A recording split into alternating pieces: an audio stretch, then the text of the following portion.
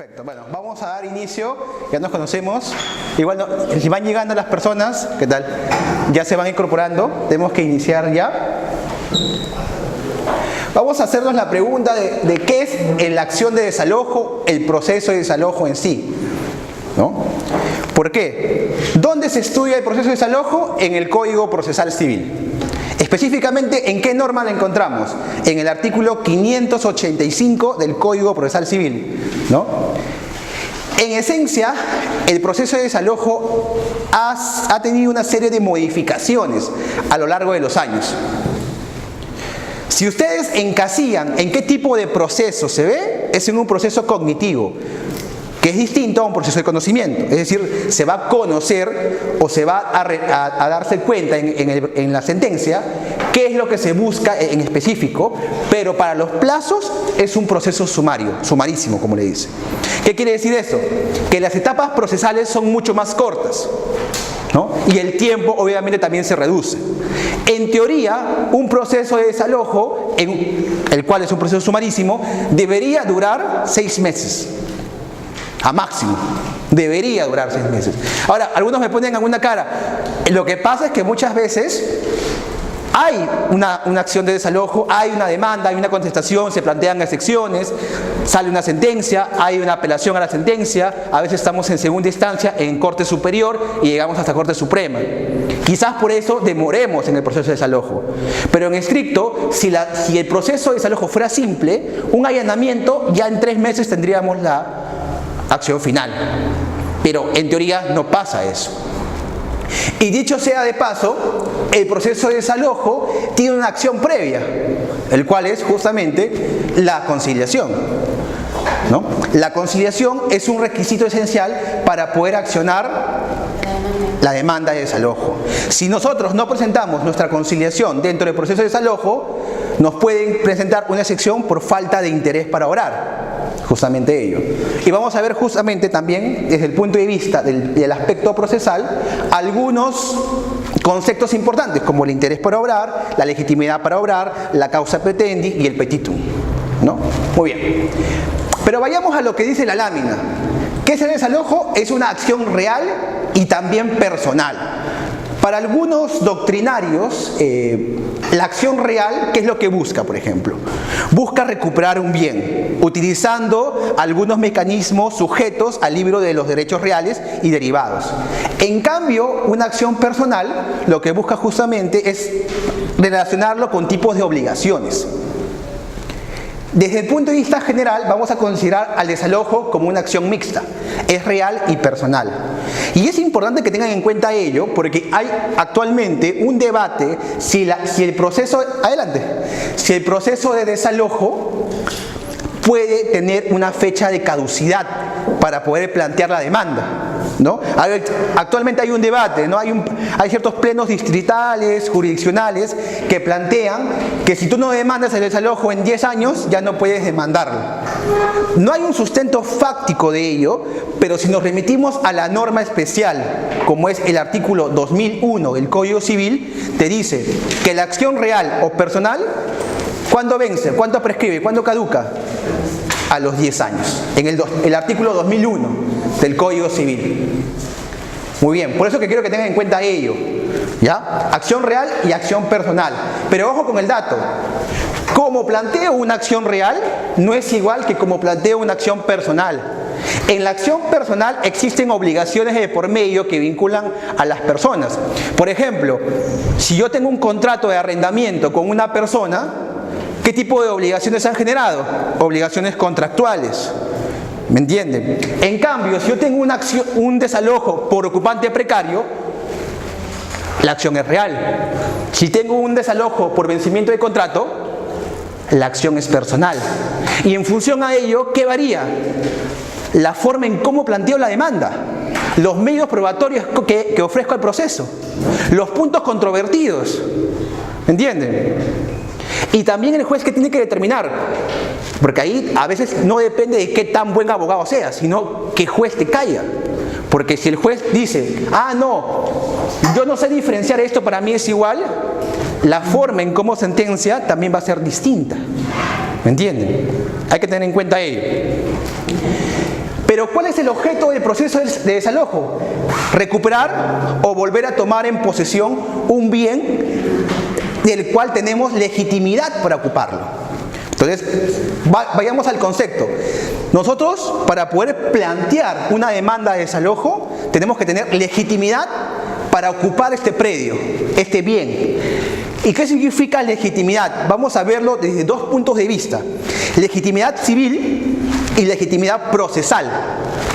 Son distintas, pero en teoría se pueden confundir. A ver, si yo tengo una partida registral que dice Víctor Espinosa es propietario de la partida 1, 2, 3, ¿qué relación tengo con ese bien inmueble? Soy propietario, ¿cierto? Claro. Soy legítimo propietario, deriva de un derecho de propiedad. Ese documento acredita que soy propietario, ¿cierto? ¿Puedo demandar desalojo? Vamos a ver después que sí, ¿cierto? Ya, tengo legitimidad civil y tengo legitimidad procesal. Ahí es simple. Tengo un derecho sustantivo y tengo derecho a la acción. Eso quiero que lleguen a ver. Pero imaginemos lo siguiente. Una madre que no tiene nada que ver con el predio, fallece su esposo. Es una mujer que no tiene unión de hecho y no está casada con la persona. Fallece su esposo y sus otros hijos, que no son hijos de ella, sino los hijos del expareja, demandan desalojo contra esa persona. Y ella está embarazada o tiene un hijo menor. Ese hijo menor sí tiene derecho a la herencia. Mi pregunta aquí sería, ¿la madre, al momento de que contesta la demanda, tiene legitimidad civil sobre el predio? No, pero sí tiene legitimidad procesal a través de un derecho de acción en representación de su menor hijo. ¿Ve? Entonces ahí no es igual la legitimidad civil de un derecho sustantivo con la legitimidad procesal para estar en el proceso, el derecho a la acción. Otra acotación, imaginemos que somos administradores de una junta de propietarios, de un condominio. Si revisamos la norma del artículo 586 del Código Procesal Civil, nosotros podemos plantear como administradores de un condominio un desalojo por ocupante precario. Pero en estricto, ¿esa junta de propietarios tiene algún derecho civil sobre el inmueble? No, es un mero administrador. Entonces vamos a ir separando el concepto de legitimidad civil, que es el derecho sustantivo, de la legitimidad procesal, que es el derecho a poder reclamar en la vía judicial nuestro derecho a ocupar un inmueble, ya sea a favor nuestro o a favor de alguien más. ¿Ven? Esto es muy importante.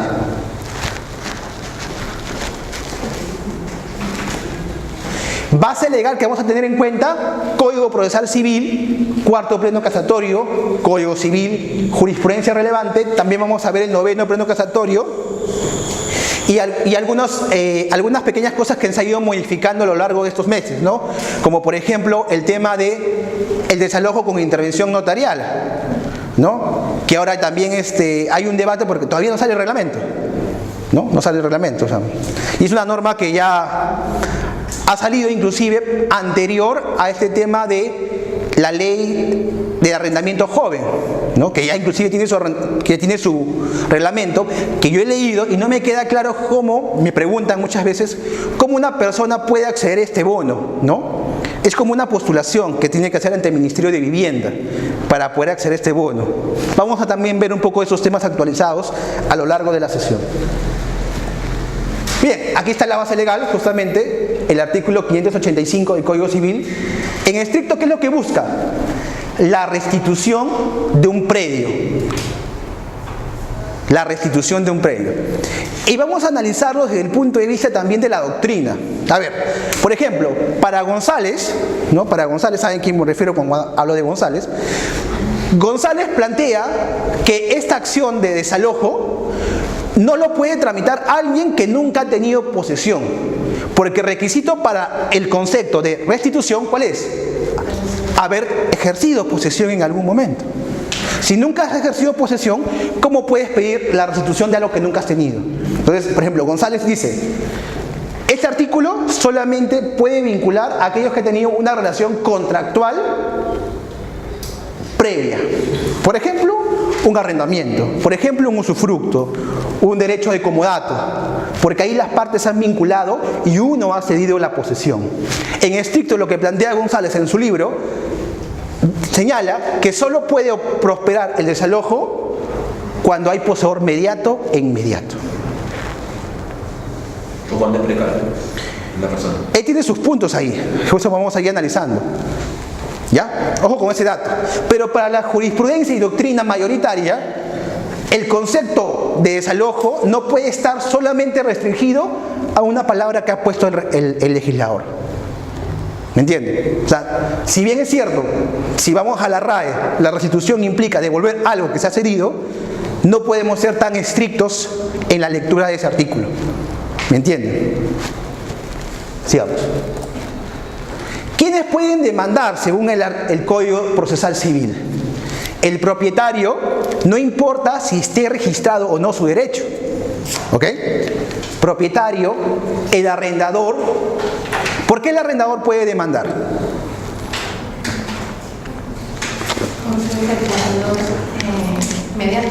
Sí, porque tiene un título. Justamente ahí vamos al primer análisis, ¿no? Una persona puede demandar desalojo. Primero, vamos a poner esto acá. Ay, se tiró más. Ya. El arrendador es el dueño, ¿no? El que carga. Primer punto. Mi hijo, placa. Ya. Primer punto. Uno puede demandar desalojo porque tiene un título. Pero no es cualquier título, es un título posesorio. ¿Ya? Y este título posesorio, ¿qué me permite a mí? Tomar posesión de un bien. Pero, aguanta. Les cuento un caso rápido. Hace tiempo salió una noticia que un grupo de personas, de comerciantes, habían alquilado varias galerías en el emporio comercial Gamarra. ¿Ya? Había una persona que había puesto un letrero que dice se alquila. ¿Ya? Y un grupo de personas había celebrado sendos contratos de arrendamiento con esa persona. Pero ¿qué resultó? Que que cobró el dinero y que alquiló y que puso su nombre inclusive, había sido un mero arrendatario, cuyo contrato ya había vencido y el propietario era esta persona. Mi pregunta aquí es, ¿este grupo de comerciantes tiene un contrato? Sí.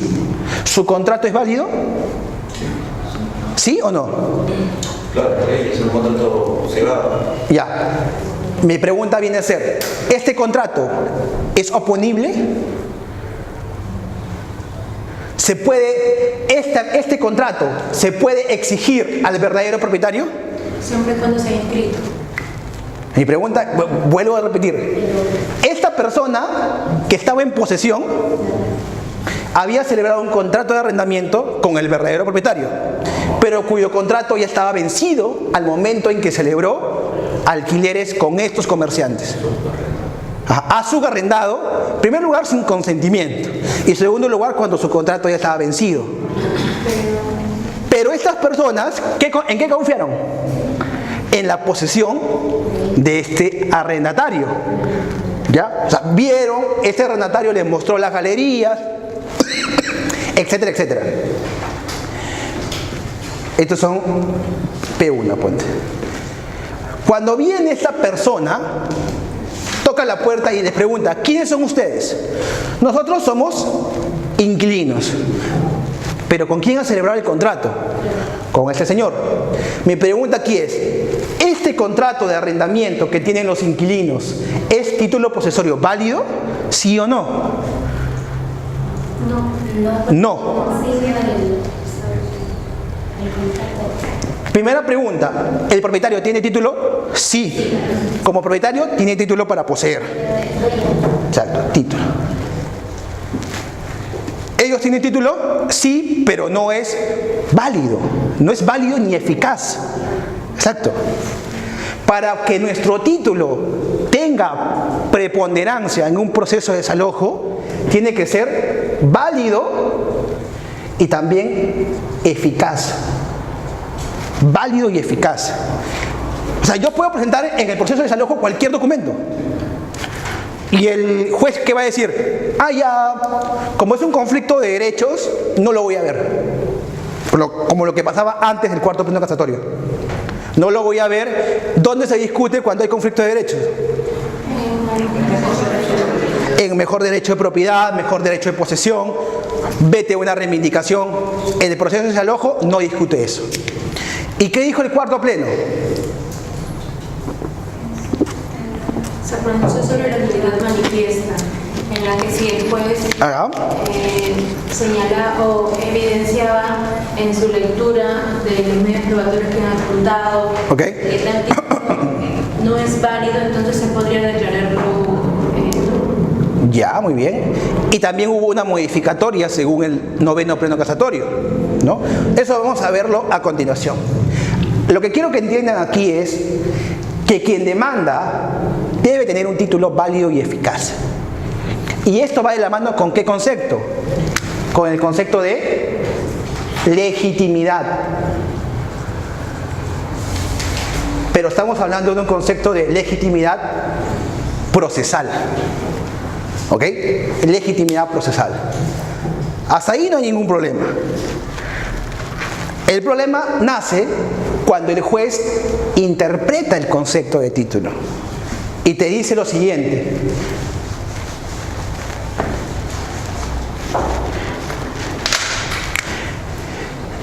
el título, ¿qué concepto tiene? O sea, si nosotros respondiéramos a una pregunta de grado, dígame usted el concepto de título, ¿qué respondería? ¿Es cualquier acto jurídico, por ejemplo, que acredite el derecho de posesión? Ya es una apreciación válida, pero no precisa, porque no solo es cualquier acto jurídico, también puede haber hechos jurídicos que sean considerados títulos. Por ejemplo, ¿conocen el concepto de aluvión y abulsión? ¿No? Cuando hay una isla, por ejemplo, o un fragmento de ribera y se junta con otro, ¿esto por qué se produce? Por un fenómeno de la naturaleza, por ejemplo. Imaginemos que yo soy poseedor de todo esto y se junta un pedazo de tierra con la mía. ¿Yo puedo poseer esto? Sí puedo, porque la ley justamente dice que yo adquiero propiedad sobre este inmueble. Otro ejemplo, accesión. ¿Qué pasa si este es mi terreno? Y una persona construye un primer piso. ¿Esta construcción a quién le pertenece? ¿Al que construyó o al dueño del terreno? ¿Al que construyó o al dueño del terreno? El Código Civil, ¿qué te dice? Si la construcción fue de mala fe, el propietario del terreno puede hacerse de la construcción. Entonces mi pregunta es, yo poseo esta construcción, ¿es un hecho jurídico o es un acto jurídico? Es un hecho jurídico. Y ahí tienen que partir del análisis. ¿Cuál es la diferencia entre un hecho jurídico y un acto jurídico?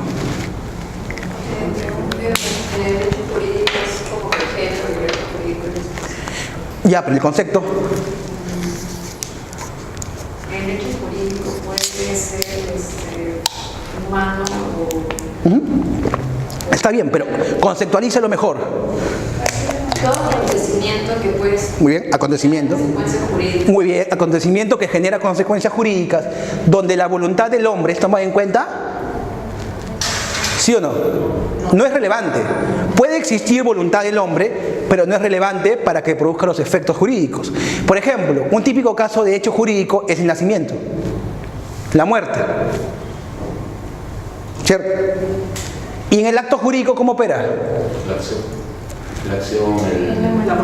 Aquí sí es tomada en cuenta la voluntad, siempre y cuando la voluntad se condicione ¿con qué cosa? ¿Con claras relaciones jurídicas? Con el ordenamiento jurídico. Exacto. Muy bien. Ahí hay un debate entonces. Yo considero que un título puede derivar tanto de un hecho como de un acto jurídico. ¿Me entienden? ¿Un hecho o de un acto jurídico? Pregunta importante. ¿Saben qué es la prescripción? Aquel dominio. Es la forma en la cual una persona adquiere propiedad mediante el uso continuado de la posesión. Si yo soy un poseedor precario y comienzo a poseer 10 años, al día siguiente de los 10 años, ¿qué soy? Propietario, ¿verdad? ¿Sí? Porque la sentencia no es constitutiva de derechos, es declarativa nada más. Mi pregunta aquí es, ¿la prescripción es un acto jurídico o es un hecho jurídico? La prescripción aquí tiene dominio. ¿Es un acto o es un hecho jurídico? ¿Seguro? ¿No tiene nada que ver la voluntad aquí? De hecho, la prescripción es un acto jurídico, porque en reales te enseñan lo siguiente, el animus domini. Y si el animus domini es valorado, y es tomado en cuenta, ya viene a ser un acto jurídico. O sea, ¿cuáles son los requisitos de la prescripción? Además de los 10 años de poseedor. Prescribir o poseer como propietario. ¿Y de dónde deriva la prescripción como propietario? Del animus domini. Entonces, ¿la voluntad es tomar en cuenta? Sí. Acto jurídico. La forma en cómo adquieres por prescripción es un acto jurídico. Y es un acto jurídico unilateral inclusive. Porque no tienes que, ¿qué cosa? Derivar tus efectos con alguien más. En cambio, en un contrato, por ejemplo, ahí sí que es, además de un acto jurídico, es un negocio jurídico. Porque hay un contenido también de carácter patrimonial. Yo transfiero un bien a cambio de ¿qué cosa? De dinero, por ejemplo. ¿Ven? Ahora, ¿por qué les hago estas precisiones? Porque el título tiene una fuente. A ver. El título tiene que tener una fuente de origen. Y las fuentes son dos, desde mi punto de vista. Primero, la ley. Y segundo, la autonomía de la voluntad.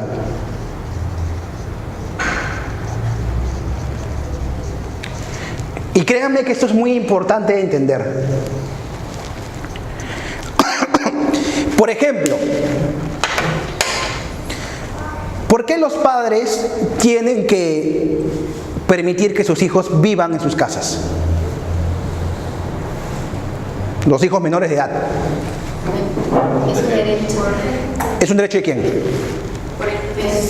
niño, o sea, prevalecen los derechos del niño que debe estudiar los padres hasta tener mayoría de edad. Ya, o sea, es un derecho que tienen. Y si hay un derecho, hay una obligación. ¿De quién es la obligación? De los padres.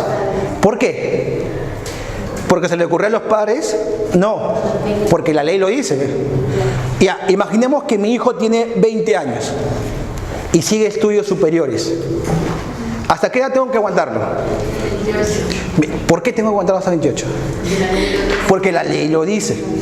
Y la ley dice algo específico. Siguen estudios superiores de forma exitosa.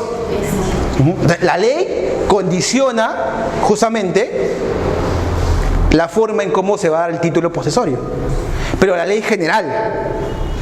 La ley siempre es general. Por ejemplo, la ley también te dice lo siguiente: tienen obligaciones entre sí, ascendientes y descendientes, hermanos y cónyuges. ¿Para qué cosa? Para prestar alimentos. Y el concepto de alimentos no solo podemos restringirlo a ¿qué cosa? A comida. También lo damos en vestido, en vivienda, en estudios. Creo, salud, alimento, habitación. Exacto. Ahora, mi pregunta es, ¿qué pasa si mi hermano entra en crisis patrimonial y no tiene cómo subsistir? Pregunta importante. ¿Ya de por sí mi hermano, porque está en crisis patrimonial, puede ocupar mi casa y decir que no puede ser desalojado? ¿O qué tiene que haber de por medio? Recuerden que el concepto de ley es general. Para que mi hermano tenga derecho sobre mi persona en alimentos, ¿qué tiene que suceder? Tiene que haber una demanda de alimentos.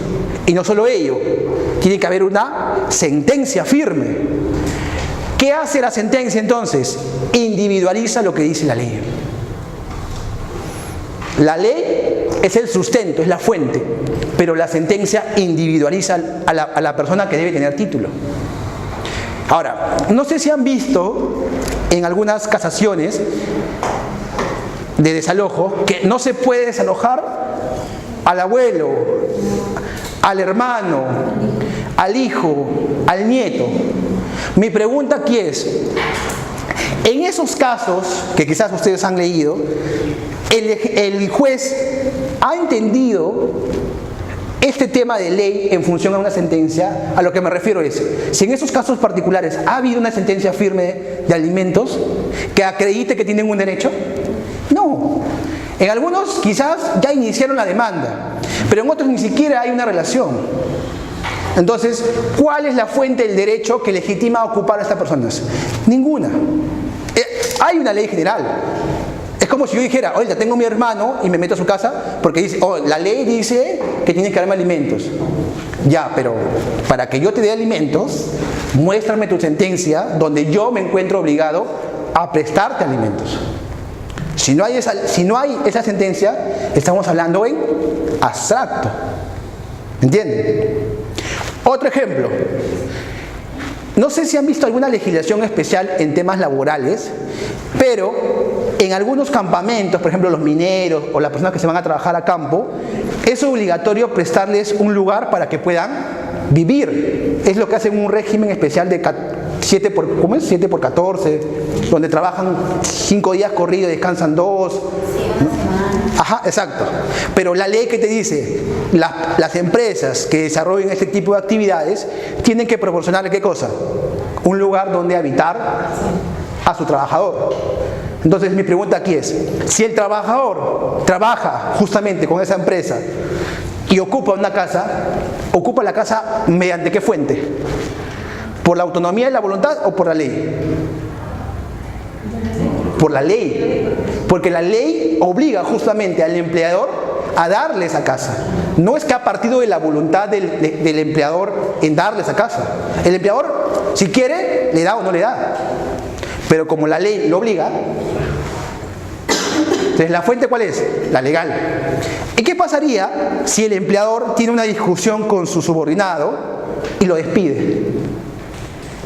Ese empleador que se encuentra ocupando la casa, ¿tiene o ya no tiene fuente para ocupar la vivienda? Ya no tendría fuente. Al día siguiente del despido, ¿qué es? Ya no trabaja, ¿pero qué es? Es un poseedor precario, porque su título feneció. Exacto, feneció. Otro ejemplo, miren otro ejemplo. Se dice que cuando muere una persona deja herederos, ¿verdad? Pero hay un heredero especial en la muerte de una persona. Es la cónyuge o el cónyuge. Ciertamente el cónyuge o la cónyuge tiene mayores derechos que inclusive los hijos. Hay una norma especial en sucesiones o en familia, no me acuerdo, que te habla, si muere el cónyuge o la cónyuge, el que sobrevive tiene un derecho de usufructo y de uso especial, ¿cierto? Siempre y cuando ¿qué haya? Un hijo. No, siempre y cuando esa persona que sobrevivió no tenga cómo sobrevivir, esté en una situación de crisis. Y te dice lo siguiente, tiene el derecho de uso y usufructo exclusivo, tanto así que si hubieran otros hijos, ellos no reciben el dinero. Ese dinero es exclusivo para el cónyuge o la cónyuge que sobrevivió.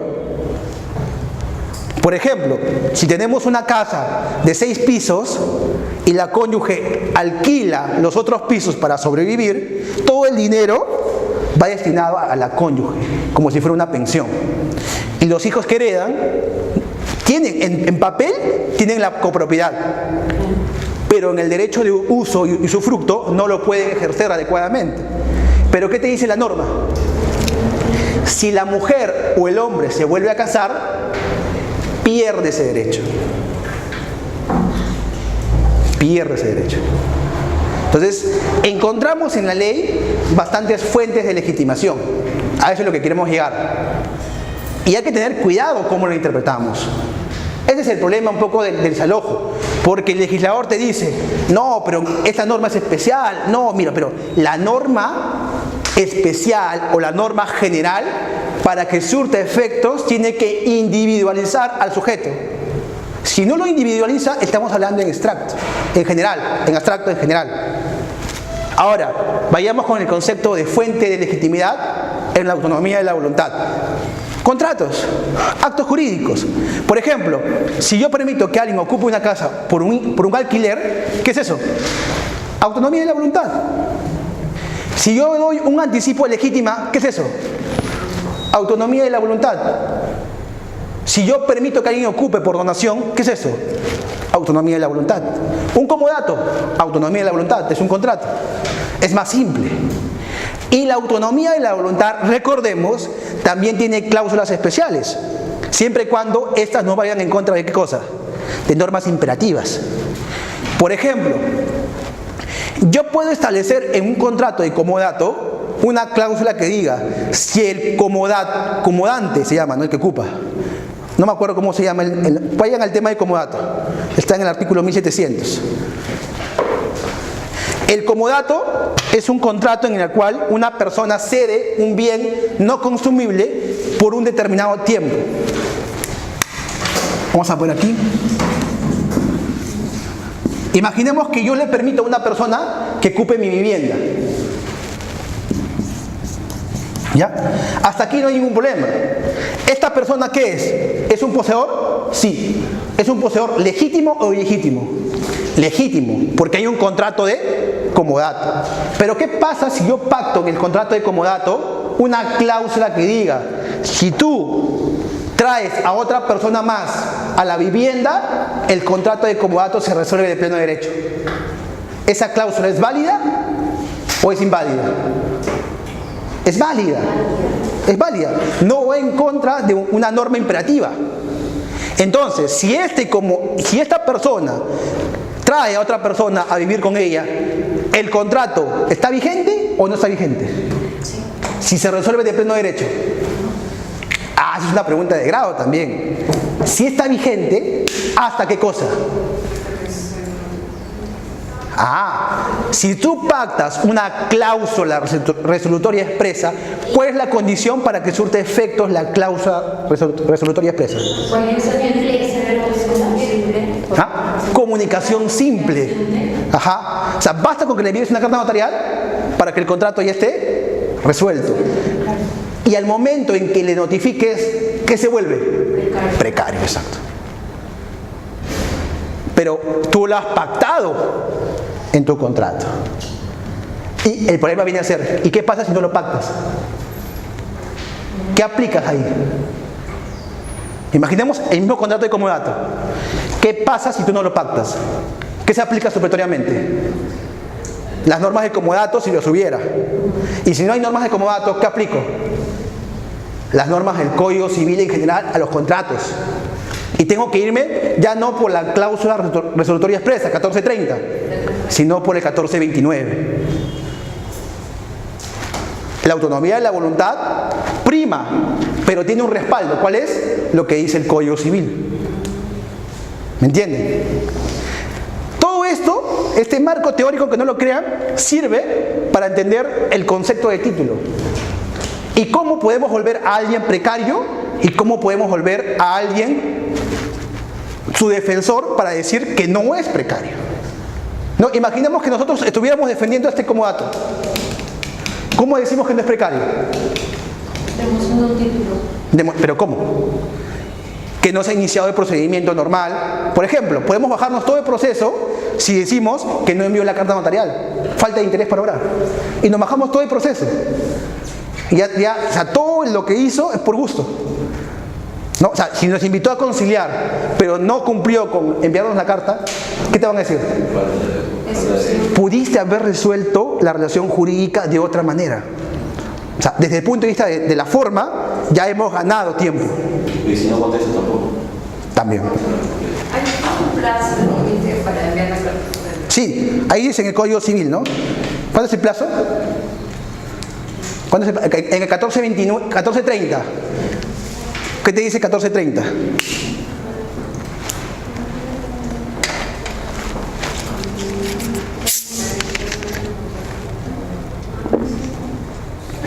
plazo? ¿Qué dice? ¿Qué dice 1430? Pregunté. Puede convenirse expresamente que el acuerdo se resuelva cuando una parte no puede determinar prestaciones. ¿Y 1429?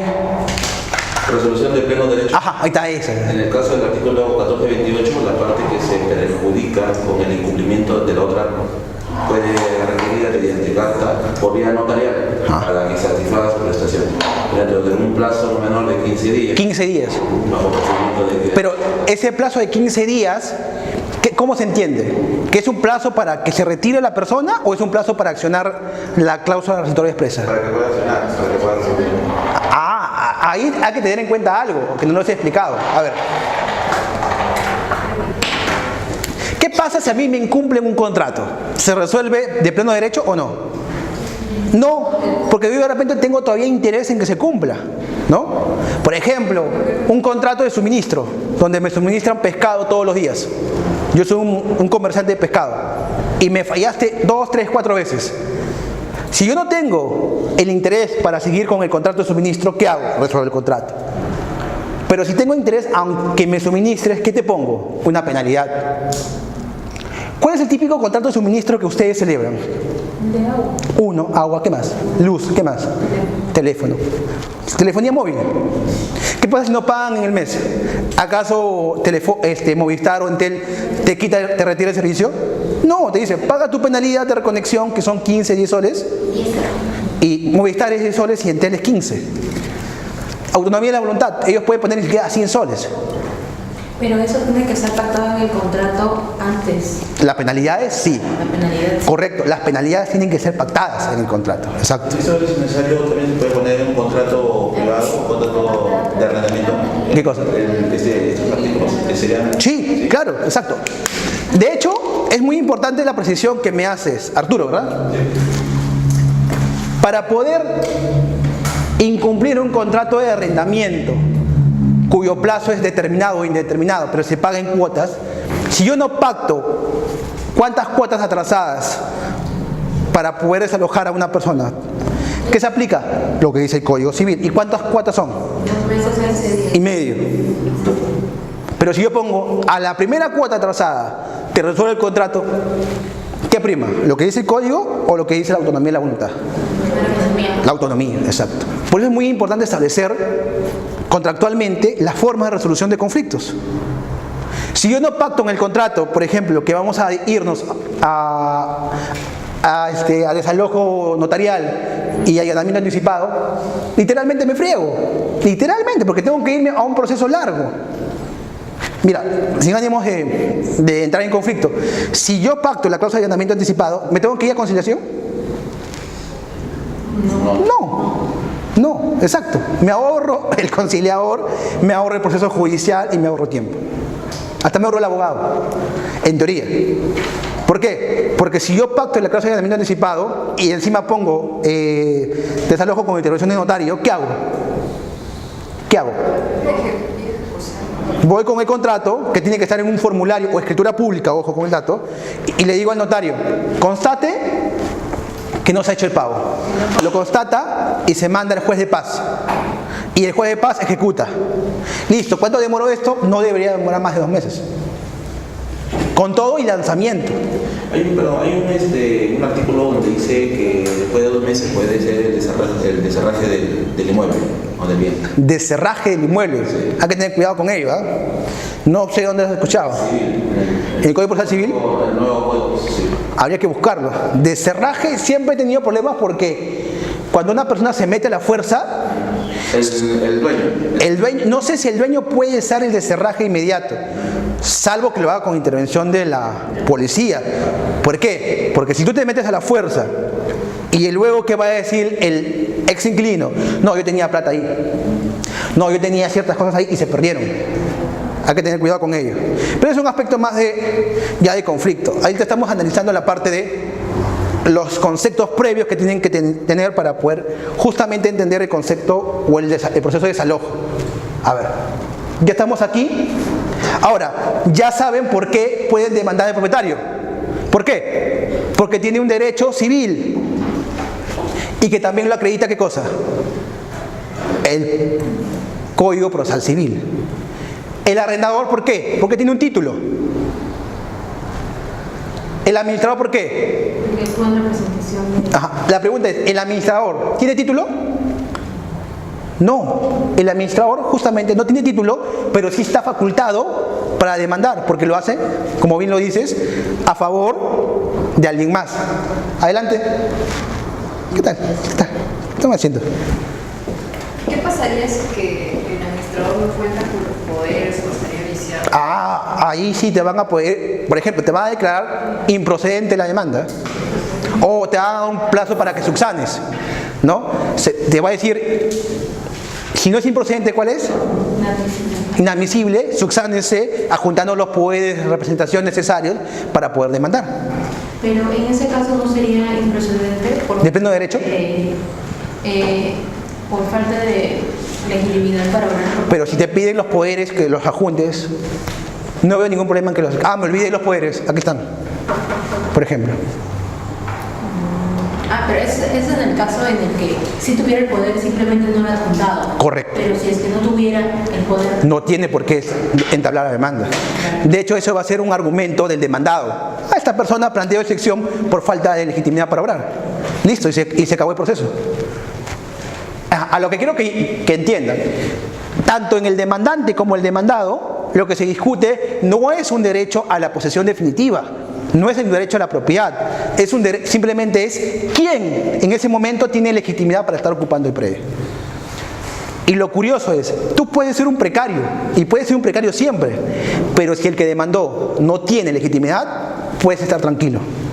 O sea, puede ser un poseedor ilegítimo, pero si no te demanda el que tiene legitimidad, él puede hacer lo que quiera, ¿no?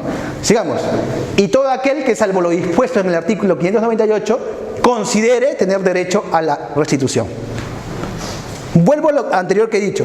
Por ejemplo, ¿qué pasa si en la casa de mi vecino se ha metido un invasor? ¿Yo puedo demandar desalojo? Usurpación. No. ¿Yo puedo demandar desalojo? No, porque no soy propietario, pero puedo denunciar. Exacto. Puedo pasarle la voz al vecino. Ahora, yo les hago este es un truco, pero para los que litigan, quizás para los que están estudiando no les sirve. A ti te puede servir bastante, ¿eh? Este es un truco, pero es un truco mañoso, ¿ya? Es un truco bien mañoso. Vamos a borrar la pizarra. A ver, ¿cuál es el problema en el desalojo por ocupante precario? A ver, dígame todos los problemas que encuentran en el desalojo por precario. Demoran el tiempo, falta de identificación de la persona a demandar. ¿Qué más? Falta de información para la notificación, proceso costoso. ¿Qué más? Hay otras personas, ¿no?, que están viviendo, ¿no? Muy bien, hay otras personas que están viviendo. ¿Y eso qué implica? Mayor gasto. Ya. ¿Qué saben ustedes del lanzamiento? ¿En qué artículo está el lanzamiento? 598, creo. Código Procesal Civil. Muy bien. A pesar de que no le hayas emplazado, pero hay jurisprudencia de la Corte que señala que tienes que notificarlas supuestamente a todos los que deben estar. O sea, no hay una concordancia con la jurisprudencia. Ya, hay que tener en cuenta ello. Muy bien. Imaginemos que esta es mi casa, ¿ya? Esta es una casa. En la partida registral, miren, dos trucos les voy a enseñar. En la partida registral dice mi nombre, Víctor Espinosa, ¿ya? Y yo me fui de viaje y hay vamos a poner un precario, vamos a ponerle el señor Don Ramón, ¿ya? Se metió y está viviendo con su familia, que yo no sé quiénes serán. Yo he descubierto que Don Ramón se ha metido a mi casa, ¿ya? Ni siquiera sé su DNI, no tengo de dónde conseguirlo. No lo conozco. No lo conozco, es un precario, se metió, es un invasor. Digo, ucha, ¿y ahora qué hago? Si inicio un proceso de desalojo, ¿cuánto me va a demorar? 2, 3 años, porque es precario. Tengo que irme hasta casación, muy probable. Ya sé, voy a acudir a mi amigo Arturo, para que me aconseje. Y hablo con Arturo, y entre Víctor y Arturo celebran un contrato de arrendamiento. Entonces, Víctor celebra un contrato de arrendamiento con Arturo. Y este contrato de arrendamiento va a tener una cláusula de allanamiento anticipado y un tema de desalojo notarial. ¿Ya? Perfecto. Pregunta, ¿con eso qué quiero decir? ¿A quién tengo que demandar allanamiento anticipado? ¿A don Ramón o a Arturo? Arturo. Y Arturo es mi pata. Arturo no va a contestar, aparte que ya se allanó. ¿Y qué voy a hacer entonces? ¿El notario qué va a hacer? Va a decirle, Arturo, ¿cumpliste con el pago? Arturo va a decir, no he cumplido, me llega. Arturo ni siquiera tiene posesión del inmueble. Tiene un contrato de arrendamiento puro y simple. Bueno, con firma legalizada. ¿Acaso las personas van a verificar quién está en posesión del inmueble? Nada, no les interesa. Vamos al juez de paz. ¿El juez de paz qué va a hacer?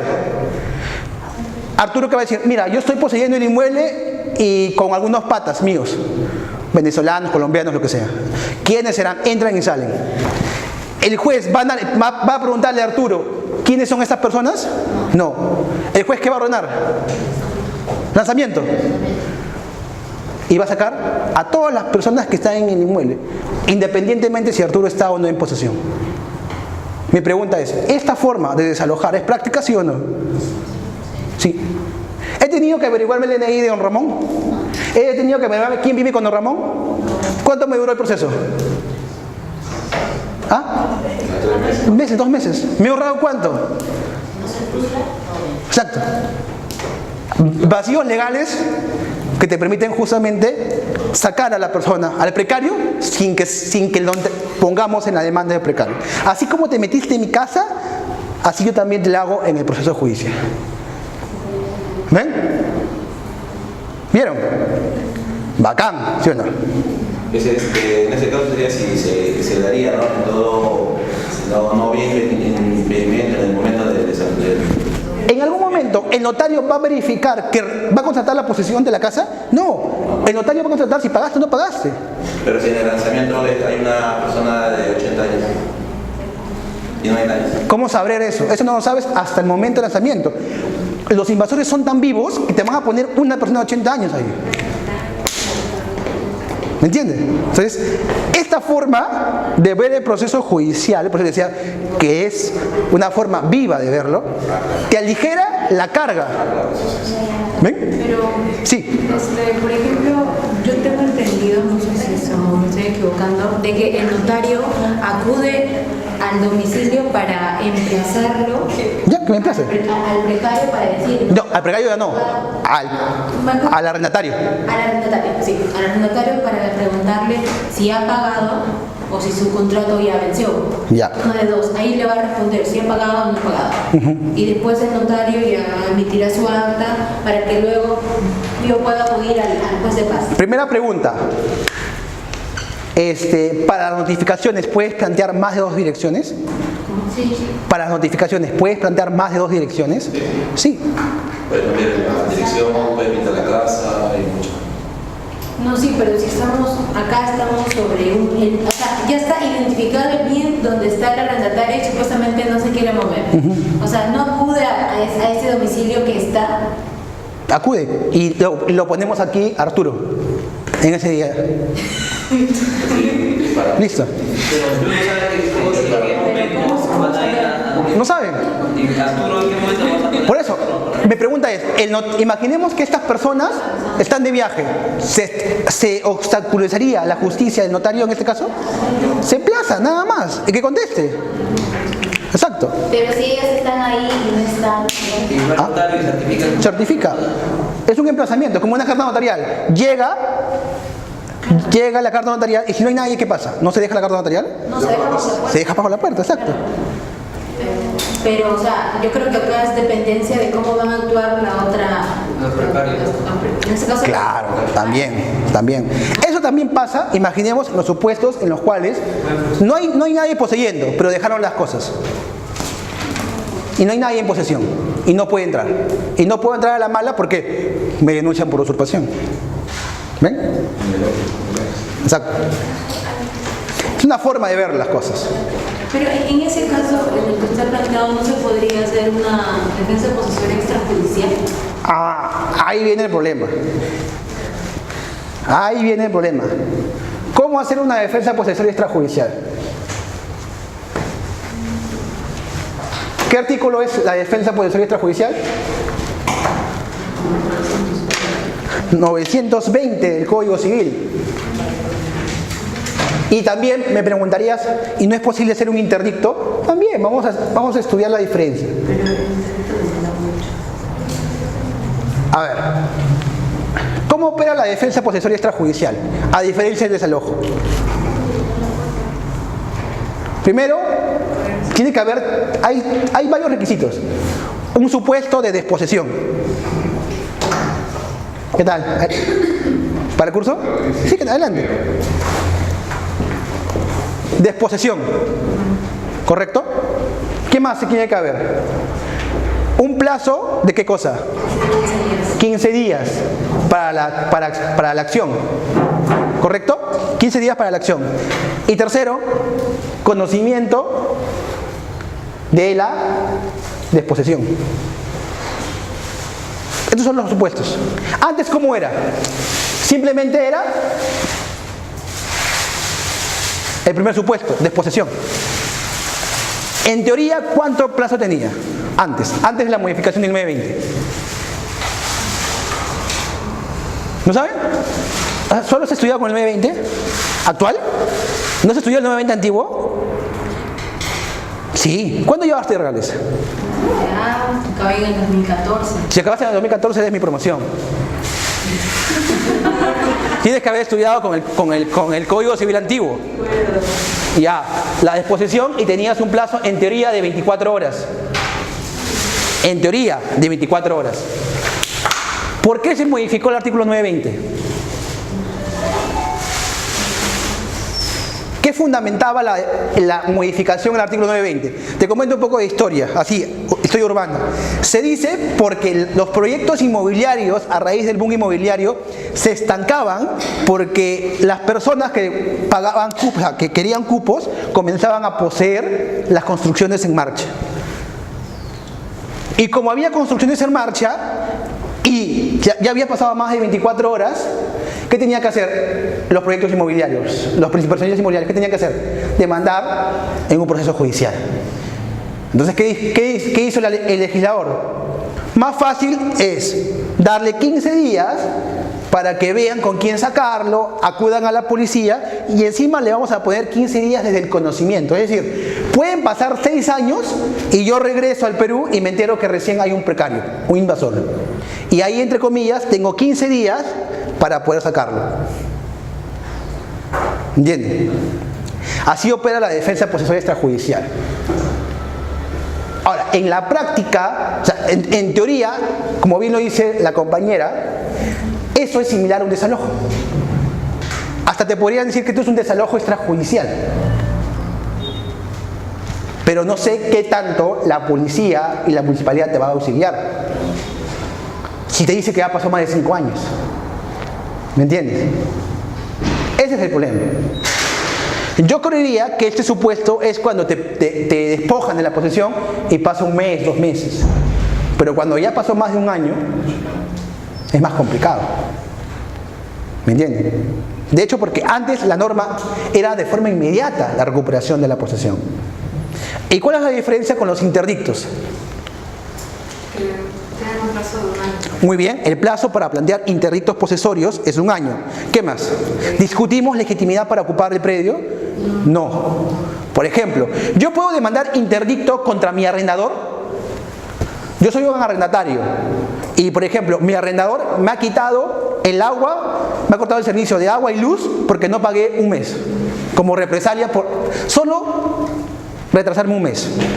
Y el contrato dice para que me desalojen tiene que pasar 2 meses. Pero me está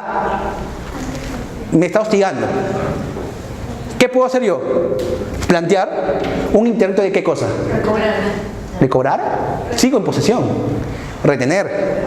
Porque me está perturbando en la posesión. O sea, sigo poseyendo, pero me dice, si quieres que te devuelva la luz y el agua, págame el mes. Eso es una perturbación a la posesión, porque mi título es válido todavía. ¿Me entienden? Ahora, otra forma de perturbación a la posesión, ¿cuál puede ser? Y fue un caso real. Ustedes, no sé si ustedes vivan en en edificios o en cooperativas, ¿ya? Pero voy a poner dos ejemplos. Para cooperativas, por ejemplo, que cada uno tiene su casa, pero se rige bajo un concepto de asociación. A veces pasa que por temas de seguridad ponen tranqueras y le piden a todos los vecinos una colecta para poder plantear una tranquera. Hubo un caso en el cual todos pusieron menos uno, porque no le importaba a esta persona. Dice que las tranqueras no era una forma de poner seguridad. Y esa persona que no puso para las tranqueras no le dieron la llave. Y tenía un auto. Y no podía entrar a su casa por las tranqueras. No había forma de acceso. O sea, hay algunas tranqueras que sí, tienes que darte la vuelta y accedes. ¿Qué hizo? Planteó un interdicto de retener. Y ganó. Y sacaron la tranquera. Porque era un obstáculo para poder ejercer la adecuada posesión. ¿Entienden? En los edificios, condominios, ¿cuál sería un obstáculo para poder poseer? Yo vivo en el piso 20 y el ascensor no lo quieren arreglar. No me dejan. ¿Me entienden? O no hay luz. ¿Me entienden? Entonces, hay todos esos obstáculos que no me permiten ejercer adecuadamente la posesión, se pueden remediar con los interdictos de retener, por ejemplo. Tengo una vivienda y al costado están haciendo ruido. Hay una construcción. Pido que se deje sin efecto la construcción hasta que no haya una forma adecuada de construir y me permita a mí ejercer posesión. O su construcción ha hecho ruinoso una pared mía. ¿Me entienden? ¿Ven? Y el interdicto de recobrar, ¿cómo opera? Cuando a mí me han despojado de la posesión y yo quiero recuperar la posesión. Pero no confundirlo con el desalojo, se parece.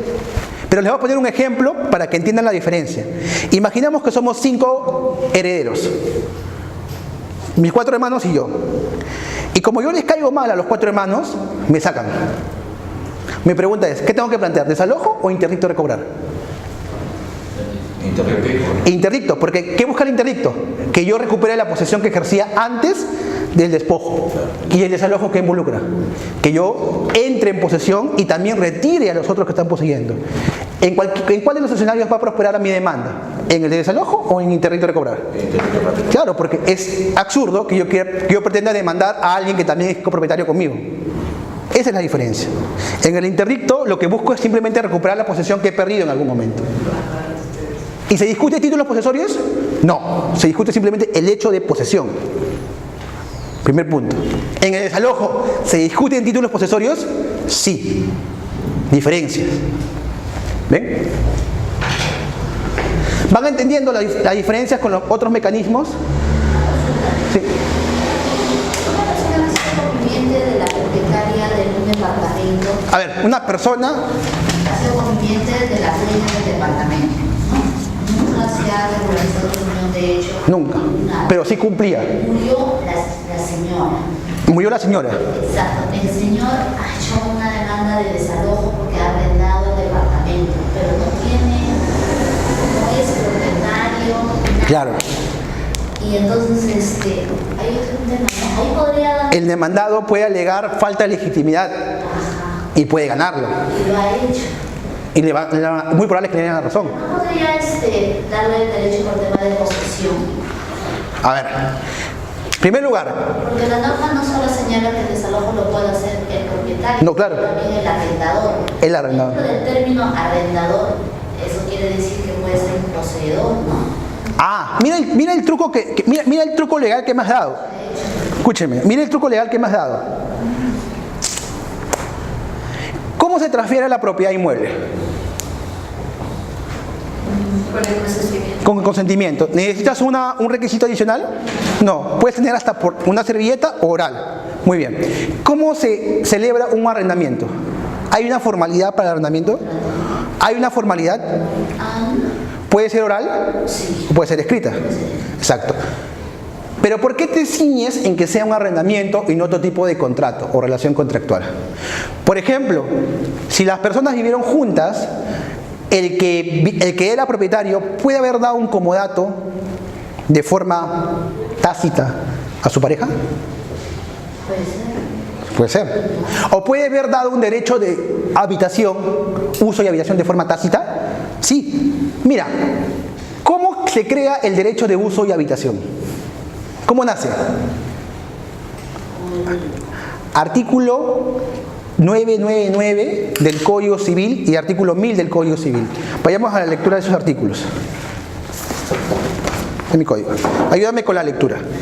O sea, no nos aferremos, si bien es cierto, es una buena solución que planteas, no nos aferremos a un solo tipo de contrato. Puede haber otros contratos que te legitimen, porque recordemos que en la demanda de desalojo, demanda propietario, arrendatario, ¿qué más? Administrador o cualquier otra persona que tenga legitimidad para poder ocupar el predio. Lo que tenemos que encontrar es una fórmula legal para que tu cliente pueda demandar adecuadamente y no cuestionen su legitimidad. ¿Por qué? Si tú dices, mi cliente es arrendataria y por lo tanto tiene un título posesorio, ¿la prueba? ¿Dónde está? Si ya murió esta persona, ¿cómo le saca la firma? El tema es que el contrato lo ha hecho el señor, no la señora. El contrato lo ha hecho el señor. ¿El que falleció? No, el que está vivo, el conveniente que ha quedado sobreviviente posesor. ¿Con quién? ¿Con este? Exacto, con una ex persona. Claro, está bien, hasta ahí te entiendo. Ya, ¿ese contrato es válido? Sí. En teoría, sí y no, puedo cuestionarlo. Pero mi pregunta es, te va a preguntar en el proceso, ¿cómo tú tenías derecho para poder ceder la posesión? ¿Y en qué calidad de poseedor estás? ¿Me entiendes? Pregunta. A ver, imaginemos que tu cliente te tenga derecho de uso o habitación. ¿Cómo nace el derecho de uso y habitación? Artículo 1000 del Código Civil. Y ahí viene el tema de fuentes, que hemos estudiado al inicio. Fuentes del derecho. 1000 del Código Civil. Ajá, ahí dice el usufructo. Pero no piensen que me he confundido. Porque si vamos a la norma de uso y habitación, te dice, todas las normas aplicables al usufructo son aplicables a las normas de uso y habitación. Por eso es que yo le estoy mandando directamente al usufructo. ¿Qué dice el artículo 1000? El usufructo se puede constituir por ley cuando expresamente lo determina, por contrato o acto jurídico unilateral y por testamento. Por acto, en ese supuesto, si estamos hablando de un uso y habitación, puede ser un acto y la forma de expresarlo puede ser tácita. Tendrías un derecho real, inclusive. Un derecho real de uso. ¿Me entiendes? Porque si esperemos a que salga tu sentencia de unión de hecho, que podría no salir, ¿no tiene hijos? Mucho más difícil que salga. Ahora, pregunta importante, ¿el que falleció tenía sucesores? El señor solamente quiere desalojo, no presentó una demanda de desalojo. El que falleció, el propietario real, ¿no sabes? Hay que averiguar eso. Hay que averiguar eso. En caso tuviera. En caso no tuviera. En caso no tuviera herederos, ¿qué pasa? ¿Quién adquiere? No. Si tú no acreditas la convivencia y no hay herederos, ¿quién hereda? El Estado. La beneficencia pública en estricto. Si no hay herederos forzosos, ni legales, ni nada. Pero no se puede No están casados. Bueno, si están casados sí, es cónyuge. Pero en este caso es una unión de hecho no acreditada. La única manera para que heredes todo es que acredites la unión de hecho. Tienes que centrarte en ello. Adquieres todo. ¿Y a partir de cuántos años se... 2 años. Él ha acreditado su posesión porque presenta un documento de una denuncia por usurpación vino el Ministerio de Policía, entonces ahí me acredita que es poseedor del bien, ¿no? Pero o sea, acreditar la posesión, inclusive yo puedo ser un invasor e irme a la municipalidad y que me firmen los testigos, yo soy poseedor, pero acreditar la posesión no es acreditar un título, porque tú puedes ser poseedor sin título, pero para el desalojo, ¿qué tienes que tener? Título para poseer. Eso es lo importante. Yo solo me estoy hablando por el término arrendador, ¿no? Porque la norma no dice solamente propietario, ¿no? Dice propietario, arrendador. Ese término arrendador es un término bastante amplio. Ahí te da la cabida de ingresar a un poseedor, o sea... Claro. Tú vas a decir, exacto, oye, yo te arrendé. No discutimos eso. Yo sigo siendo arrendador, te puedo desalojar. La norma está literal de el arrendador y es arrendador. Sí. En ese punto sí tienes razón, pero cuidado que te planteen una falta de legitimidad para obrar. Porque tú eres arrendador, como es que justo no viniste al inicio, yo planteé, te pueden alquilar a ti, pero si no tienes derecho a alquilar, es como si yo ahorita celebraron contigo un arrendamiento de la casa del señor Arturo. ¿Ese contrato es válido? Si yo celebro un contrato de arrendamiento contigo respecto de la casa del señor Arturo, ¿ese arrendamiento es válido? No. ¿Me entiendes? Exactamente. Ese punto queremos llegar. Y miren que recién estamos iniciando, ¿eh? Leyes especiales, ley que crea el registro de deudores morosos, decreto legislativo 1177. A ver, la ley 30.201 también, importante. Aplicable en los contratos de arrendamiento que contengan cláusula de allanamiento futuro. Procede en los casos de conclusión de contrato. ¿Sí? Una consulta, doctor. Hay jurisprudencia que dice que cuando te plantea un desalojo con cláusula de allanamiento, no se debe rechazar cualquier de las excepciones, ¿no? Te plantea... Córtalo y vuelve a repetir. Sí. Las excepciones, no sé. Pero hay algunos criterios en que sí se debería tomar en cuenta las excepciones. Claro. O sea, la principal excepción para mí, para ganar un proceso, ya sea como demandante, como demandado, es la legitimidad. Eso es importante. A ver, decreto legislativo 1177 es una norma especial aplicable solamente a aquellos contratos de arrendamientos con opción y arrendamiento financiero de inmuebles para vivienda. Esto salió en el año 2015 aproximadamente, ¿no? Los denominados FUAU, ¿no? Que necesitaban un formulario para poder inscribirse, ¿no? De hecho no ha sido muy usado. Si se dan cuenta, no ha sido muy usado, pero el legislador es inteligente a la vez, ¿ah? ¿Por qué? Ahora con el tema del arrendamiento, o mejor dicho, el desalojo notarial, ¿qué te dice? Para que tengas la opción de desalojo notarial, tienes que presentármelo con los formularios, o caso contrario, escritura pública. Porque en ambos casos hay una fecha cierta.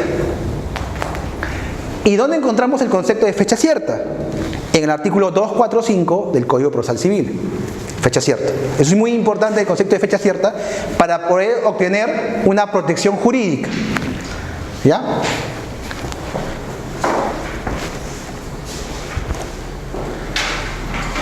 Miren aquí. Ya comenzamos lo bueno, ya hemos hecho la profundización, todo, se podría decir el marco teórico y vamos ya al proceso netamente. Según la RAE, ¿no? ¿Qué significa restitución? Volver algo a quien lo tenía antes. Es lo que plantea justamente González, lo que le había dicho, ¿no? Pero no tenemos que ser tan estrictos en el concepto de desalojo. Porque también podemos usar la sección posterior, restablecer o poner algo en el estado que antes tenía, aunque también se condice con el primero.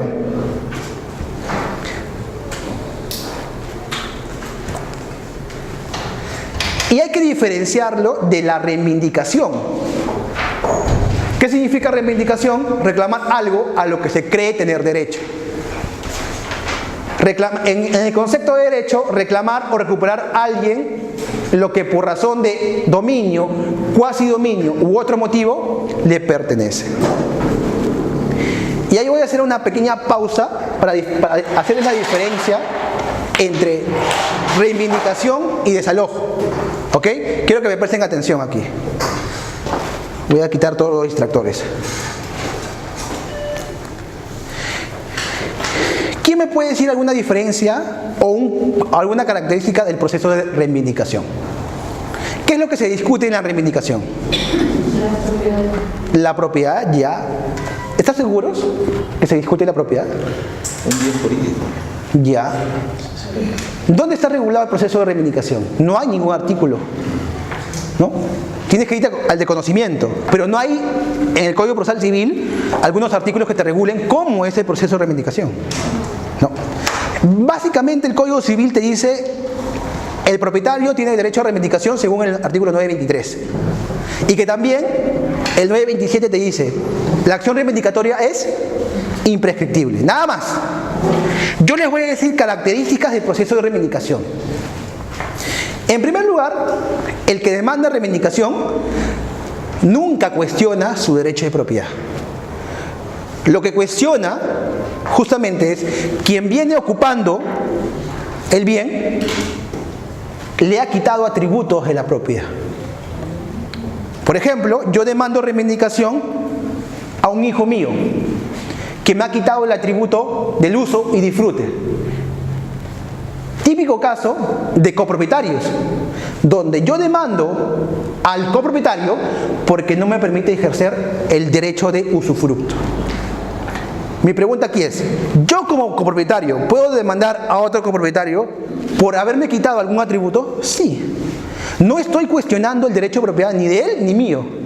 Solamente estoy alegando que mi derecho de uso, disfrute o goce, como algunos le llaman, no lo estoy ejerciendo porque lo ejerce alguien más. Vulgarmente se ha dicho que la reivindicación es el proceso de un propietario no poseedor frente a un poseedor no propietario. Eso no es correcto en estricto. La reivindicación lo que busca, como su nombre lo dice, es reivindicar, es decir, volver a atraer algún atributo que yo no ejerzo. ¿Cuáles son los atributos de la propiedad? Uso, disfrute. Y la disposición y la reivindicación no son atributos, son poderes en estricto. Son poderes que única y exclusivamente le pertenecen ¿a quién? Al propietario. Entonces, si una persona viene usando mi bien, o poseyendo, que es casi un sinónimo, y yo no sé quién es, ¿puedo reivindicar? Sí. ¿Puedo reivindicar contra esa persona que es mi copropietario? También. No la puedo desalojar, pero puedo decir que me restituya el uso que yo no ejerzo. ¿Me entienden? Es como si somos dos copropietarios y tú te has apoderado del 100% de la casa. ¿Voy a plantear desalojo? No, no va a prosperar. ¿Por qué? Porque no voy a sacar a esa persona. ¿Voy a plantear interdicto? Tampoco, no va a prosperar. ¿Voy a plantear defensa por el soy extrajudicial? Tampoco. ¿Qué voy a plantear? Porque quiero que se me reivindique en el uso del bien. ¿Me entienden? Y ahí viene la gran diferencia con el proceso de desalojo. En el proceso de desalojo, ¿yo quiero que se retire la persona que está ocupando? Sí. ¿La persona que está ocupando tiene título? No. En la reivindicación, una persona sí puede inclusive, como demandado, tener título. Pero viene ejerciendo atributos de forma abusiva. Muy bien. De forma abusiva. De forma incorrecta. De forma indebida. ¿Ven? Esa es la principal diferencia, quizás, en un proceso de reivindicación. Y si le preguntan, ¿cuál es la diferencia entre un proceso de reivindicación y un mejor derecho de propiedad? ¿Qué me dirían? Que también fue un debate, de hecho. ¿Cuál fue la diferencia? En el mejor derecho de propiedad sí se discute la propiedad. En la reivindicación no. En el mejor derecho de propiedad se discuten dos títulos de propiedad que el juez va a poder dar certeza. Ahora, vayamos por la parte del tipo de sentencias. Hay tres tipos de sentencias en un proceso judicial: constitutiva, declarativa y de condena. La sentencia declarativa lo que busca simplemente con la sentencia es declarar un derecho preexistente, declarar un derecho que ya existió, pero que simplemente vamos a dar una constatación de que la persona que entabló la demanda tiene ese derecho. La sentencia constitutiva lo que busca ¿qué cosa es? Que recién a partir de la demanda la persona tenga un derecho o deje de tenerlo. Por ejemplo, típico caso de demanda constitutiva, ¿cuál es? La demanda de divorcio. Antes del proceso, hasta un día antes de la sentencia, yo sigo casado. Y con la sentencia, ya no. ¿Ven? Y la de condena es la que conmita a una persona a realizar cierto tipo de obligación, que puede ser de hacer, no hacer o de dar. Por ejemplo, una demanda de dar suma de dinero. ¿Qué tipo de sentencia es?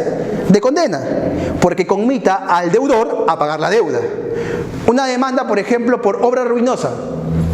¿Qué tipo de sentencia es? De condena, porque conmita al que hace la obra ruinosa a dejar de hacer la obra ruinosa. ¿Ven? La prescripción, ¿qué tipo de condena es? Declarativa, porque con la sentencia simplemente declaras un derecho que ya existe. Ahora vamos a la carnicita, el desalojo. ¿Qué tipo de sentencia es? ¿Cuál? Condenatoria. Declarativa. A ver. Ya, pues sí, pueden ser las dos, siempre y cuando entre ellas no son excluyentes. Las que son excluyentes son la de condena y la declarativa. Lógico. ¿De condena por qué? Porque conmita al demandado a que se retire del inmueble. Perfecto. ¿Declarativa por qué? ¿Busca declarar algún derecho? No, simplemente es una sentencia de condena. Simplemente es una sentencia de condena. ¿Constituye algún derecho? No. De hecho, el juez ni siquiera se puede pronunciar sobre la accesión, nada. Simplemente es una sentencia de condena. La reivindicación, ¿qué tipo de sentencia es? También de condena, porque conmita al demandado a devolver los atributos que no ejerce el propietario. Y la demanda de mejor derecho de propiedad, ¿qué tipo de sentencia es? ¿Declarativa o constitutiva? Constitutiva. Yo consideraría que es constitutiva, porque el juez, analizando los medios probatorios, se va a dar cuenta quién tiene el mejor derecho de propiedad. Exacto. Profesor, una pregunta. Usted hablaba de la reivindicación. Ajá. En un tema, digamos, en un tema de propiedad, cinco herederos, yo una de ellas. Ya. Yo no administro, digamos, yo no administro el bien. No administras el bien. Le dejo a un familiar mío. Ya. Y El familiar no está en la sucesión. No Ya. de la asociación. Digamos, la herencia de mis padres. Son 5 hermanos. 5 hermanos. Ya. Por X razón, uno de mis hermanos no están de acuerdo con la decisión que yo he tomado de que una X persona administre mi propiedad. No está de acuerdo. Ya. Pero no estoy interfiriendo en la propiedad de ellos, ¿no? O sea, yo estoy dentro de mis límites. Sin embargo, me pretenden plantearme una demanda de reivindicación por el hecho de que a quien yo he puesto como administrador o quien está usando la propiedad mía, simplemente no están de acuerdo, ¿no? O sea, no les gusta. Como una situación de que Sí, todos.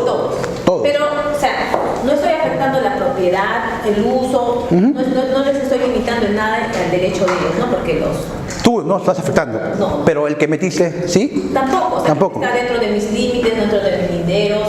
¿Cómo está dentro de tu... ¿Cómo es, o sea, a ver, esa es una buena pregunta. ¿Cómo saber que está dentro de tus límites y linderos si es una copropiedad? Porque ya está dividida, Está dividida convencionalmente, convencionalmente. pero no registralmente. No, sí, registralmente es un predio rural. Pero ya se hizo si ya se hizo la independización, ya no hay copropiedad. No, exacto, ya no hay copropiedad. Ya. Entonces, pero sin embargo, mis vecinos, las personas con las que yo colindo, Ajá. que son mis hermanos, Ajá. no están de acuerdo con el administrador que ¿Qué tú has puesto? ve mi propiedad. Ya, curioso. Por un tema de enemistad, entiendo, ¿no? Ok. Pero ellos pretenden interponer, bueno, sé que han interpuesto una demanda de Reivindicación. No sé con qué fundamento, pero... Lo que usted hace referencia hace rato, ¿no? La reivindicación se supone es porque yo estoy, por haber quitado algo... Algún atributo de la propiedad. O sea, tiene que haber dos supuestos para que prospere la reivindicación. Primero, acreditar el derecho de propiedad de manera indubitable sobre la propiedad que vas a reivindicar.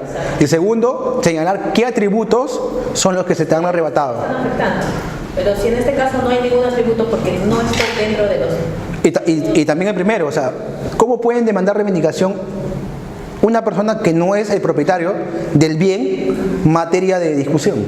No podría. Que no es propietario, porque ya los límites están determinados. Claro. No soy propietario. Por ejemplo, ahí se cae todo por falta de legitimidad para obrar. Listo. Nada más. Pues esa es la diferencia. Ahora, me has hecho acordar esto. En el tema de las propiedades, y es muy importante esto, hay dos tipos de actos. Actos de disposición y actos de administración. Ojo con ese detalle.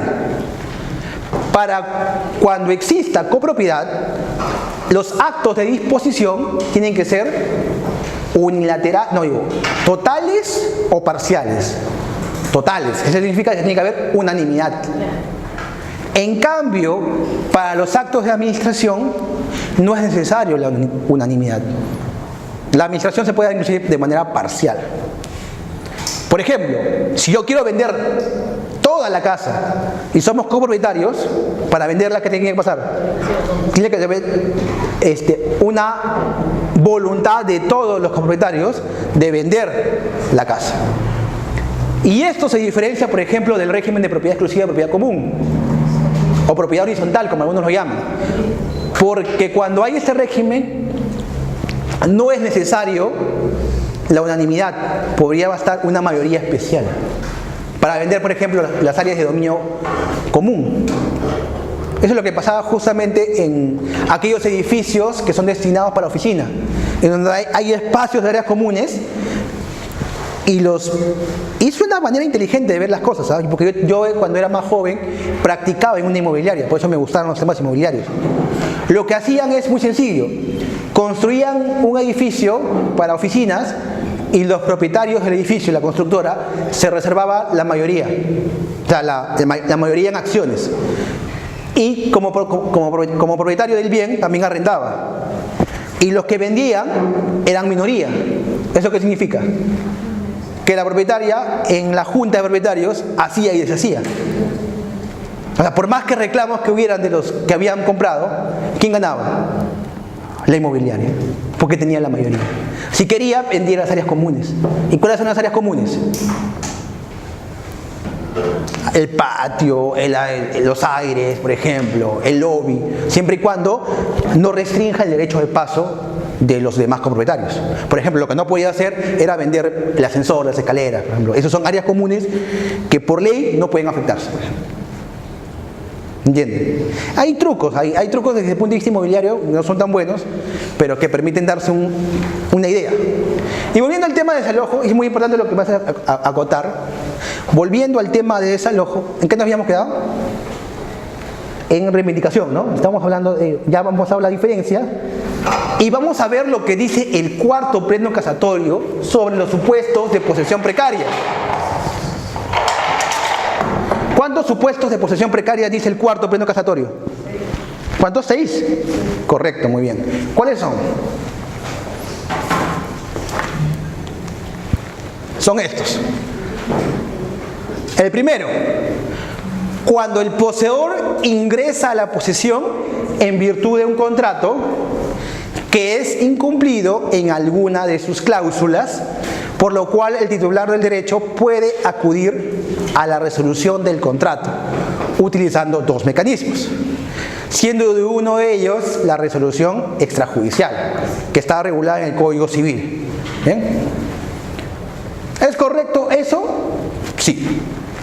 ¿Qué tipo de precario sería? Un precario con título fenecido.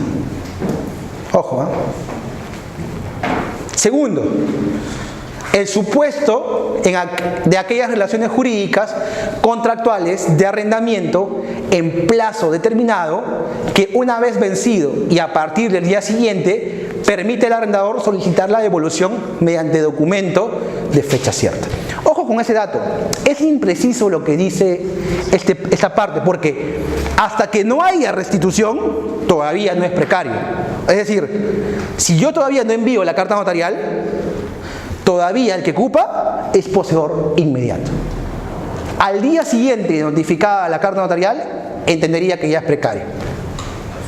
Ajá, porque la entrega de la carta ya lo volvería precario a la persona. Hasta antes de la carta no es precario.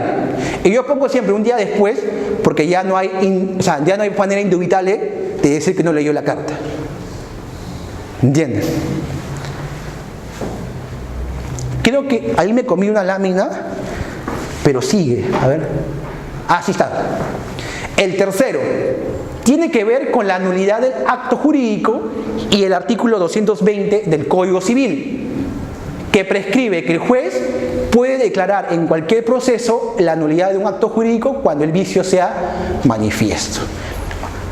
Como tarea, nosotros vamos a resolver el acertijo cuando estamos frente a una nulidad manifiesta. Porque en jurisprudencia no hay un criterio claro de lo que es nulidad manifiesta. Por ejemplo, el contrato que tú me acabas de decir que has firmado con el que vas a demandar por precario, para mí es manifiesto. Porque no tiene título para poder ocupar. Pero de repente para el juez eso no es manifiesto. ¿Me entiendes? Otro supuesto que sea manifiesto es cuando me falsifican la firma. O cuando el que firma es un muerto. Eso es manifiesto. Pero el juez tiene que expresarlo en su motivación. Si no lo expresa en su motivación, ¿por qué te pueden acusar? ¿Por qué puedes apelar? Si, por ejemplo, tú eres demandada y el juez dice, el título que presentaste es manifiestamente nulo, pero no motiva por qué, puedes apelar por falta de motivación de las resoluciones judiciales y hacerla más larga todavía. ¿Entiendes? Cuarto, tiene que ver con la enajenación de aquellos inmuebles que están arrendados, y el Código Civil establece que hay dos situaciones. Puede venderse un inmueble que tiene un contrato de arrendamiento escrito, y en ese caso el comprador tiene que esperar que el contrato termine. Pero si el contrato no está, cuando dice escrito, en realidad es inscrito en registros públicos, ¿no? Por ejemplo, y esto lo copió tal cual el cuarto pleno, pero yo les hago las precisiones. Escrito significa que esté inscrito en registros. ¿El contrato de arrendamiento se puede inscribir en registros públicos? Sí. ¿Qué lo legitima? ¿Qué base legal lo legitima? ¿Qué base legal legitima a inscribir un contrato de arrendamiento en el registro de predios? ¿Qué base legal? Ay, me gusta, yo soy memorista de las bases legales. El artículo 20 y 19 del Código Civil. Actos susceptibles de inscripción en los registros públicos. 20 y 19. Si bien no me olvido, debe ser el numeral 5 o 6. 20 y 19 del Código Civil. Actos susceptibles de inscripción.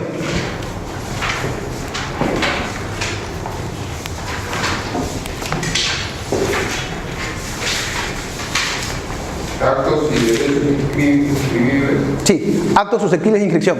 A ver, el punto 5.6, ¿qué dice? El 6, los contratos de arrendamiento. Ahí está, exacto. El 6, contratos de arrendamiento. Sigamos. El quinto no es precisamente una situación de ocupación precaria, sin embargo la Corte Suprema lo ha introducido porque era recurrente. Y se trata de casos que implica demandados por ocupación precaria que realizan construcciones sobre el bien inmueble en disputa. Bien, aquí es curioso, y yo he tenido la oportunidad de ver estos casos. A veces el juez te dice, ¿quieres demandar desalojo? Sí. Ya, ¿por qué estás demandando desalojo? Porque el señor está ocupando el tercer piso de mi casa. Ya, demuéstrame la construcción del tercer piso. Y en la partida registral solo está primer piso y no el declaratorio de fábrica. ¿Cómo saber a quién desalojar si el medio probatorio no acredita una construcción? Y después te dice, ya está bien, en la partida registral no hay construcción, pero acredítame tú que has construido eso. Te queda en el aire. Demanda improcedente, infundada. Porque no has acreditado, ¿qué cosa? La propiedad de la construcción. ¿Cuál es el error ahí? ¿Cuál es el error del legislador, del juez? Que no ha visto la parte de derechos reales. Oye, tengo acreditado la propiedad de ¿qué cosa? Del terreno, del primer piso. Se supone que por accesión puedo construir hasta el tercer, cuarto piso. Y todo lo que construya es del propietario.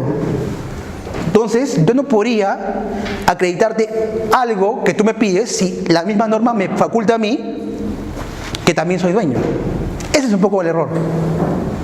¿Me entiendes? Porque a veces pasa que el juez dice, tú eres dueño del terreno, bacán, pero que construyó, ¿quién es? El precario.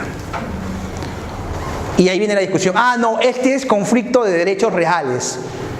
Tienes que irte a un proceso de reivindicación. Y a veces la construcción ni siquiera es una construcción.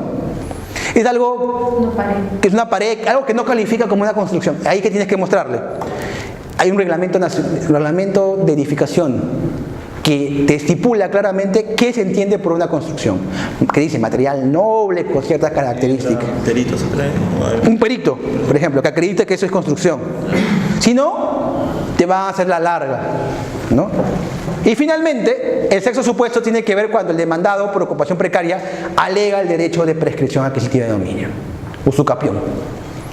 Son los 6 supuestos y los supuestos son cerrados o abiertos. Abiertos. Son estos y otros que pueden presentarse. ¿Ven? Bien.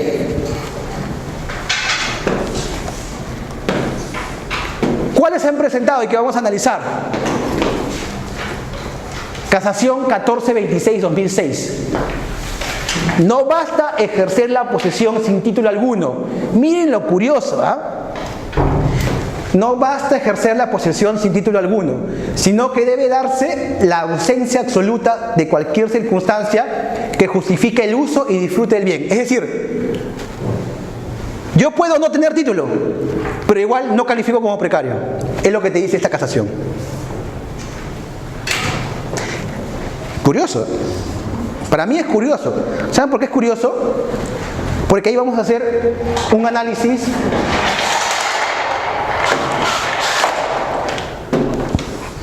posterior. ¿Dónde está? Ahí está.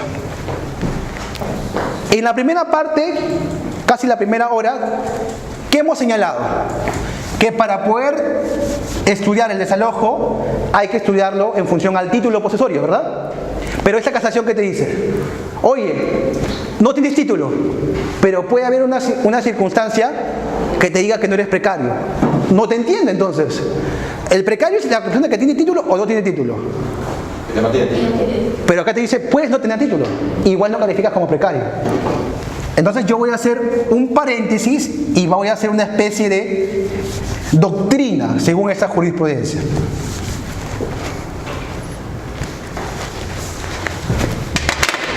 ¿Cuál es la doctrina? Vamos a ver supuestos de título posesorio y supuestos de título de tenencia. Título posesorio y supuesto de título de tenencia. Para que realmente seas un precario, no tienes que tener ni este ni este. Claro, tiene razón. Por ejemplo, un título posesorio, ¿cuál puede ser? Básico, un arrendamiento. Y vamos con la siguiente pregunta. Quédense grabada esta pregunta. Toco la puerta de una casa. Pregunto, ¿quién está ahí? Soy Juan Torres. ¿Por qué estás ahí? Soy arrendatario. Listo, se acabó. ¿Título? Posesorio. Bacán, no hay ningún problema. Toco la puerta de nuevo. Contesta Juan Torres. ¿Qué haces ahí? Soy guardián de la casa. Mi pregunta aquí es, ¿la guardianía es título posesorio o título de tenencia? De tenencia. Porque la guardianía no le da posesión a Juan Torres. Le da, sí, una tenencia física del bien. Eso es lo que yo creo que ha querido decir la jurisprudencia. Hay circunstancias donde el que ocupa la casa sí es un poseedor, pero va a haber circunstancias de que el que ocupa la casa no es un poseedor, pero sí tiene un título de tenencia. Por lo tanto, en ninguno de estos supuestos es precario. Esa es la diferencia. ¿Ven? Otro supuesto. Claro, la diferencia entre tenedor y servidor de la posesión. Muy bien. Eso no te queda claro porque todavía no he tocado la diapositiva de posesión.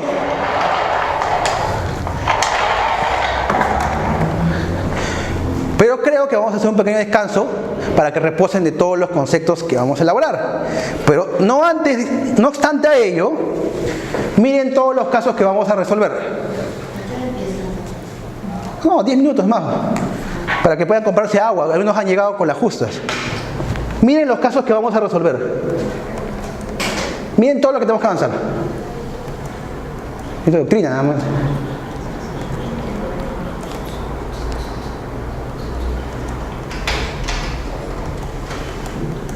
Caso 1, caso 2, caso 3, caso 4, caso 5, caso 6, caso 7, caso 8, caso 9, caso 10. Vamos a ir leyendo un par de casos para que vayan viendo el nivel de dificultad. Tengo más casos, así que si llegamos a completar todo... Mira, me han dado hasta las 6, pero me puedo quedar hasta las 7. Pero no sé si van a llegar ustedes. ¿Ya? Pero miren, miren, nosotros estamos aquí, ¿ah? Nosotros estamos acá. Nosotros recién estamos tocando algunos casos de jurisprudencia. Y vamos a tocar estos casos. Acá. Y aún así falta. Y aún así falta esto.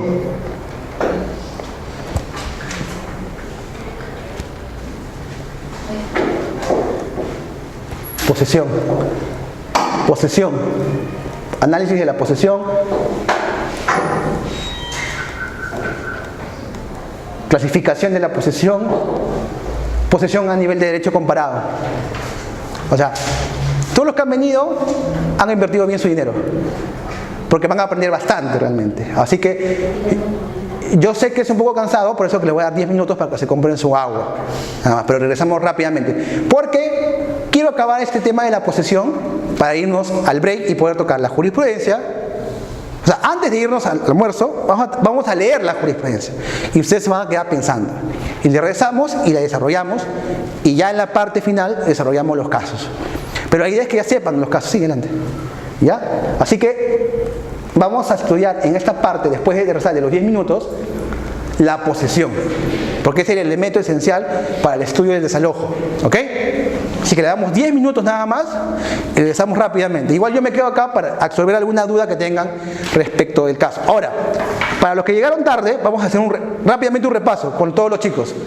¿Qué hemos estudiado hasta ahora? Rápidamente. Ya, el concepto de título posesorio. El título posesorio, ¿de dónde deriva? De una fuente.